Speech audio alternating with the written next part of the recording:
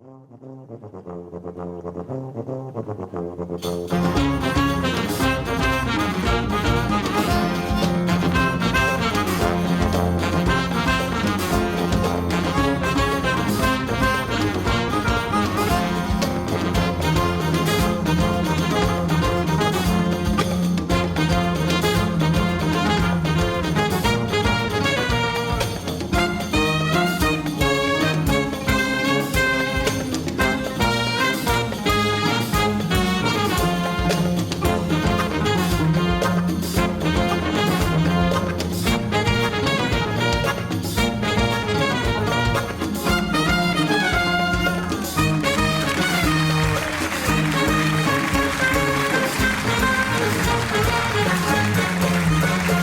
va?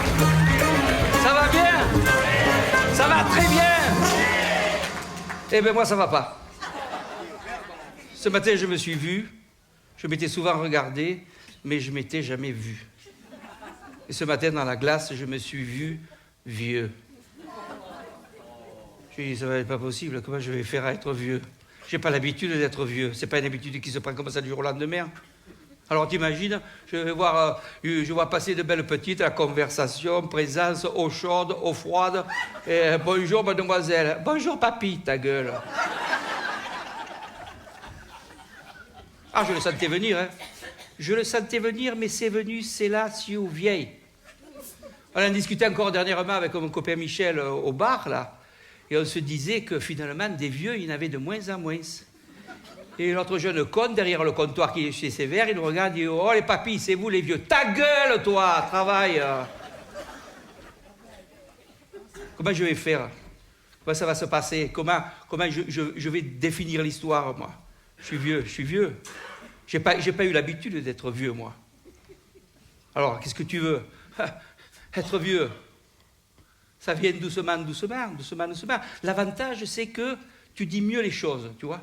Par exemple, bien dire les mots, ça fait que tu arrives à donner du velouté à une grossièreté, de l'importance à un mot bête, ou même de l'importance à ce qui n'en a pas. Être vieux, c'est ça. Tu peux même propager les expressions. Chez nous, on dit expression, il n'y a pas disque, c'est comme ça. Et il y a des expressions qui sont restées comme manda la pumpa, fumier. Alors tout de suite, tu entends la mélodie des mots, l'histoire de la chose et tout ça. On pourrait même le dire un peu plus joyeusement, par exemple, à la Nice. Oh, manda la pumpa, fumier. Tu vois. On pourrait le dire de manière plus grasse, à la Nissardasse, tu vois. Oh, manda la pumpa, fumier, ah, culé, ah. En français, ça irait pas. Manda la pumpa, fumier, ça marche pas. C'est l'accent qui donne la musique des mots, tu comprends? Oui, à une époque, quand j'écoutais encore un peu les conseils qu'on me donnait, on me poussait un peu à faire du cinéma et j'ai essayé d'en faire pour essayer de récupérer les miettes de rôle des films qui se tournent un peu par là, tu sais. Alors on m'avait demandé, convoqué pour faire un palefrenier. Pas que tu sais qu'à nous battre, un palefrenier. Je regardais dans un dictionnaire, c'est un type qui s'occupe des chevaux. Mais je hais les chevaux. J'ai horreur des chevaux. C'est des grosses bêtes, ça pue. Les chevaux, je les aime bien en lasagne, tu vois. Mais là, du coup, on était 75 à vouloir faire le palefrenier, t'imagines? Alors, ils nous ont donné une page qu'on devait apprendre et dire du mieux possible devant une quadrature de Parisiens qui étaient descendus pour la circonstance, tu vois. Et arrivé à mon tour, je commence à dire mon texte, et bien que le texte ne soit pas expressément rigolo, il pouffait. Et à la fin, une espèce d'enluneté de noir avec une tronche de Marc-Olivier Fogiel, là, il me dit « Ce serait possible de refaire la même chose sans accent ?» Je dis « Mais de quoi tu me parles, toi? Quel accent?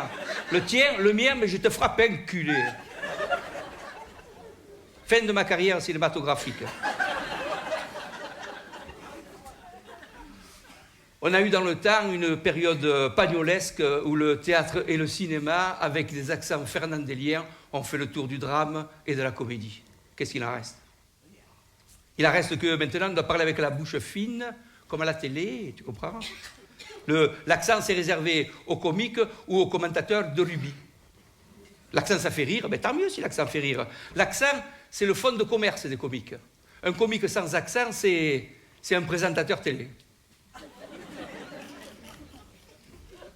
On ne pourrait pas annoncer des catastrophes avec notre accent. Et puis je vais te dire, Hitler, il n'aurait jamais pu avoir l'accent de Marseille. Manda la pupa, fumier!